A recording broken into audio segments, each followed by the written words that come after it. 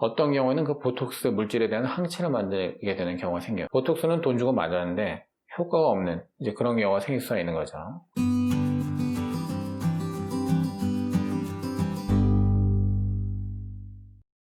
급성염증은 어떤 자극이 들어왔다. 예를 들어 이제 수술을 했다. 그러면은 곧바로 일어나는 변화들. 수술 딱 끝나자마자 그 다음서부터 한 며칠 동안에 그때 아주 드라마틱한 변화가 몸에서 일어나게 되죠. 주로 붓는 거죠. 그죠? 성형수술 같은 경우에는 뭐 쌍꺼풀수술을 했다. 눈이 부어 있잖아요. 뜨는 것도 힘들고 붉어지기도 했고 열도 나고 자, 이런 상황이 되는 거. 이게 급성염증의 상태예요. 처음에는 몸에서 이게 해로운 건지 우리가 좋자고 한 건지 그거를 알 수가 없어요. 그래서 외상을 받았을 때와 수술을 했을 때랑 맨 처음에 급성염증의 상태에서는 똑같다는 거예요. 예를 들어 교통사고를 당했다, 뭐 눈을 쾅 박았다, 그때와 눈 수술을 했을 때 수술을 곱게 했으면은 외상하고는 다르구나 라고 하는 거를 이제 몸에서 이제 인정하기 시작하는 거예요. 그러면서 염증 세포들이 빠지기 시작하죠. 야, 우리는 필요 없네, 가자. 근데 만약에 외상을 받아서 엉망으로 여기저기가 막 망가졌다, 이러면은 쉽게 가라앉을 수가 없죠. 야, 이거 몸이 이 모양이 됐는데 가만히 갈 수가 없지 않느냐. 그러면서 이제 이런 통증, 부종 이런 것들이 오래 갈 수가 있다는 거 하는 거예요. 자, 근데 이게 제때 이렇게 잘 이제 빠져나가면 이제 되는데 그렇지 않은 경우, 즉 이제 지속적인 자극이 계속 있는 경우, 자, 말하자면 이런 거예요. 자, 가슴에 보형물을 넣었는데 그 보형물을 넣는 수술 과정 자체가 상당히 조금 이제 오염된 상태에서 만약에 했다. 뭐 이제 제대로 된 어떤 이제 자격을 갖고 있는 의사가 하지를 않았고, 뭐 무슨 뭐 대리수술을 했다거나, 기구라든가 이런 것들이 청결하지 않았다거나, 또 보형물이 뭐 이제 의사가 잘못 다뤄가지고 좀 오염이 됐다든가, 만약 이런 상태로 해가지고 수술을 딱 끝났다고 이제 해봅시다. 그러면 원래 인체 속에는 혈관 속에도 그렇고 어떤 형태의 병원체도 있으면 안 돼요. 물론 장이나 뭐 이런 거 속에는 있어요. 대장균이 이런 거는 다 사람 몸속에 있는 건데, 뭐 이제 근육, 뭐 무슨 뭐 뼈, 혈관 이런 데 세균이 있으면은 그거는 큰일 나는 거예요. 근데 원래는 세균이 뭐니 그런 게 없었었는데 보형물을 집어넣겠다고 우리가 뭐 코를 높이겠다 또 가슴을 키우겠다 이런 목적으로 이물질을 거기에다가 벌려가지고 집어넣었단 말이죠. 세균이 박멸된 상태로 우리가 받아서 이제 수술을 하게 되지만 그게 몸으로 들어가는 과정 속에서 또 수술을 하는 과정 속에서 과연 세균이라고 하는 게 한 마리도 없이 끝날 수가 있느냐.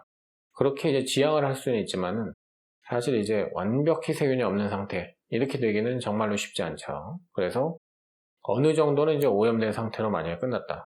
그게 숫자가 어느 정도까지는 몸에서 이거 뭐 별일 없네 하면서 이제 딱 빠지면서 염증 상태에서 끝날 거예요. 그런데 계속 해가지고서는 눈에 띄는 거예요. 뭔가 눈에 밟히고 몸에 야 이거 좀 이상해 라고 몸에서 시그널을 보낸다. 그러면 염증 세포들은 철수를 못해요. 계속 자극이 있는 것으로 느끼기 때문에. 자, 이런 상황에서는 급성염증이 철회가 되지 않고 계속 자극에 반응하는 상태, 즉 이제 만성염증 상태로 넘어가게 된다고 하는 거죠. 그러면 만성염증 상태에서는 뭐 구축이라든가 이제 이런 여러 가지 부작용들이 나타날 가능성이 있는 거죠. 또 환자가 수술 후에 아주 오랜 기간 동안 어떤 이제 통증이라든가 이제 어떤 안 좋은 경험에 시달리고 뭐 이제 고생하고 이럴 수가 있는 거죠. 자, 여기에서 이제 한 가지 이제 반드시 구분해야 되는 개념이 있는데 염증과 감염이에요. 이 두 단어를 구분할 수 있는 사람이 과연 있을까라는 생각이 드는데, 감염이라고 하는 거는 병원체가 외부에서 몸 안쪽으로 침투하는 게 감염이죠. 염증은 뭐냐? 지금까지 마르고 닳도록 설명했지만은 그런 침투한 병원체들에 대해서 인체에서 반응을 해주는 게 염증이죠. 하나는 공격이고 하나는 방어예요. 그러니까. 그런데 우리 눈에 보이는 거, 부어오르고 빨개지고 열나고 이런 거는 염증이라는 거죠. 방어라는 거예요. 방어를 했기 때문에 열이 나는 거예요. 방어를 하지 않았으면 열도 안 나요. 이제 그 좋은 예가 뭐냐면은 면역 저하제를 갖다가 쓰는 환자분들이 있어요. 주로 이제 장기 이식을 하는 경우. 장기 이식을 하면은 이제 면역 세포가 이제 그 새로 들어온 장기를 막 공격하잖아요. 그러면은 예를 들어 콩팥을 이식했다 그러면은 이제 콩팥이 사람 몸에서 이제 다른 사람 건데 잘 생착을 이제 해야지만 그 수술 성공하는 건데, 인체의 면역세포가 이제 이거 내 거가 아니냐 하면서 마구 공격을 하면은 얘는 그냥 끝나는 거죠. 수술 실패하는 거니까 병원에서는 면역 억제제를 투여를 해가지고서는 면역을 막 낮춰놔요. 자, 근데 이 면역 억제제를 쓰는 상태에서 만약에 감기라도 한번 걸렸다라고 하면은 끝난다는 거죠. 그냥 이제 생명이 아웃되는 거니까 대부분 이제 완전히 이제 그 스테롤룸이라 그래가지고 감염의 위험성이 없는 이제 그런 데서 이제 하고 회복을 지켜보게 되는데, 자, 그와 같은 이제 면역이 없는 상태, 이런 경우에는 염증 세포들도 모여들지는 않아요. 병원치가 들어왔다고 하더라도. 그러면 이 상태는 위험해질 수 있다라고 하는 거죠. 그러니까 염증에 의해 가지고 우리가 열도 나고 이런 거지만은 그게 어떻게 보면은 우리가 건강하게 뭔가에 대응하고 있다라는 것을 알려주는 거예요. 그 열나고 뭐 이제 부어오르고 이게 이런 그 증상 자체가 독을 가진 이제 세균들이 만들어낸 게 아니고 내 몸에서 만들어낸 거라는 거죠.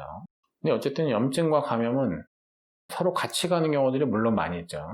감염이 있어서 염증이 시작된 그런 경우들이 이렇게 맞물려 있는 경우들이 거의 굉장히 많기 때문에 이거를 구분 없이 쓰는 경우들이 또 이제 많이 있어요. 근데 어쨌든 하나는 공격이고 하나는 방어라는 거, 본질적인 차이가 있다고 하는 거는 알고 계셔야 됩니다.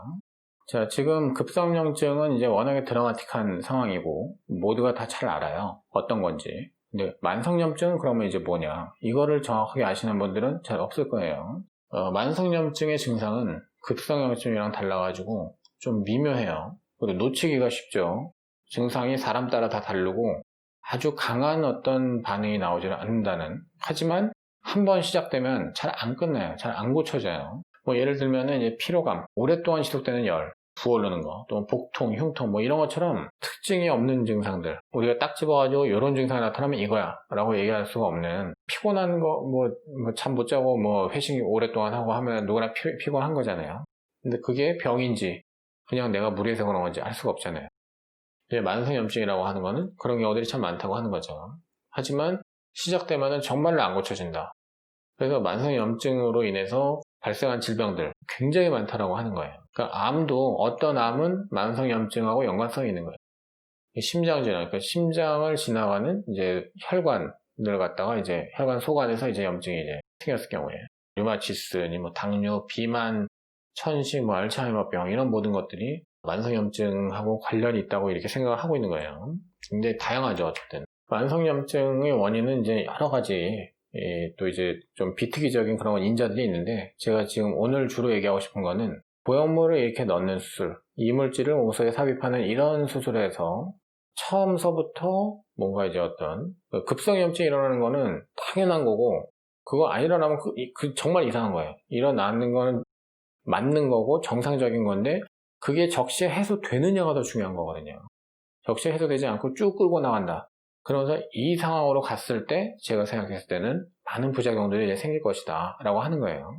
즉 이제 그런 거에서 대표적인 거는 이제 구축이라고 이제 생각을 하고요. 그런데 급성염증 자체가 만성으로 넘어가고 이런 게 아니라 급성염증 자체가 이렇게 튀어버리는 경우가 있어요. 이거 말도 안 되게 좀 심한 어떤 오염이 된 상태에서 뭐 술을 했다거나 막 이렇게 됐다라고 하면은, 그러면 그냥 급성염증 상태에서 거기서 고름이 차고 뭐 어쩌고 하면서 이제 보형물이 막 이제 뭐 밀려 나오고 노출이 되고 뭐 괴사가 되고 이런 경우가 있을 수가 있죠. 그러니까 이제 그거는 제대로 염증이 생긴 경우예요. 자, 그런 경우는 굉장히 드물죠, 사실은. 자, 아까 이제 급성염증에서 만성염증으로 넘어가는 이제 그런 경우를 얘기를 했는데, 이 급성염증이 보형물이 들어왔을 때 어떤 식으로 흘러가느냐 하면은, 사람은 이런 이물질이 들어왔을 때 반드시 그거를 둘러싸는 어떤 막을 만들어요. 그게 바리케이트죠, 하나의. 나와 그 보형물 사이를 가로막는. 보아하니 너는 들어온 건 내가 어쩔 수 없겠는데 거기서만 살아.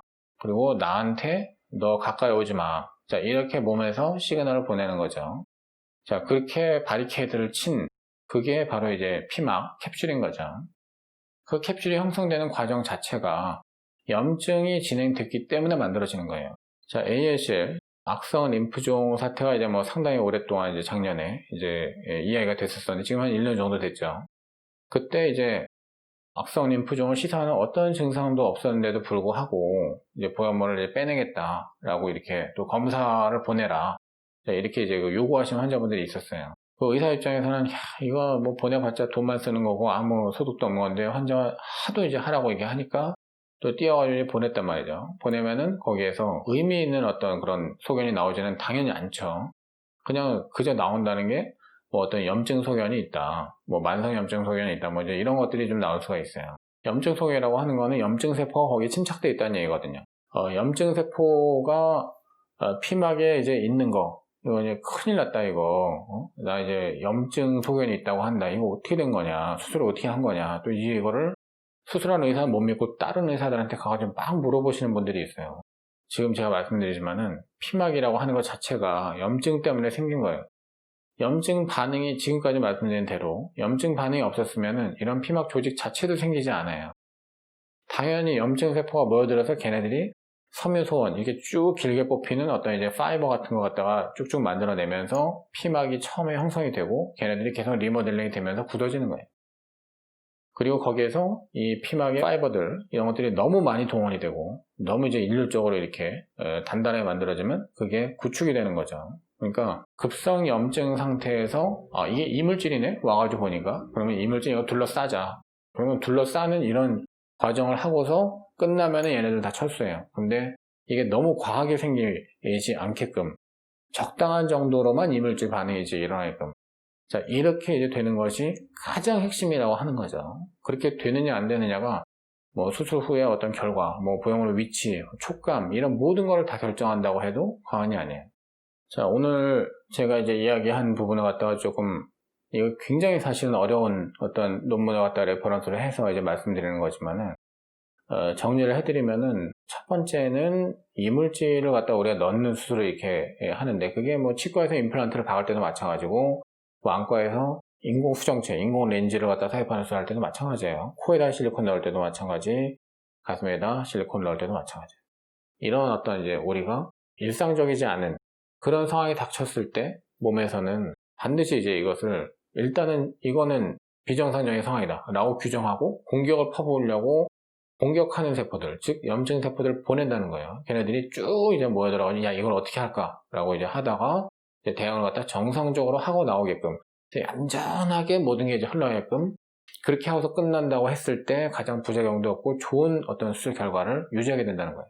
그러나 이 몸에서 야 이거 큰일 났네 하면서 이제 계속 이제 놀란 상태로 진정하지 못하고 계속 자극으로 이제 받아들이고 이런 식으로 이제 수술이 된다고 하면은 그때 어떤 부작용들도 뭐 아주 심한 구축이나 뭐 이제 뭐 또 아주 심한 염증 이런 것들이 발발할 수 있는 그런 가능성을 준다고 하는 거예요. 그래서 수술이 잘 된 경우와 못 된 경우는 결국은 의사가 얼만큼 이런 염증 반응들이 또 이제 이물질에 대한 어떤 반응들이 몸에서 얌전하게 반응할 수 있게끔 이제 조절을 했느냐.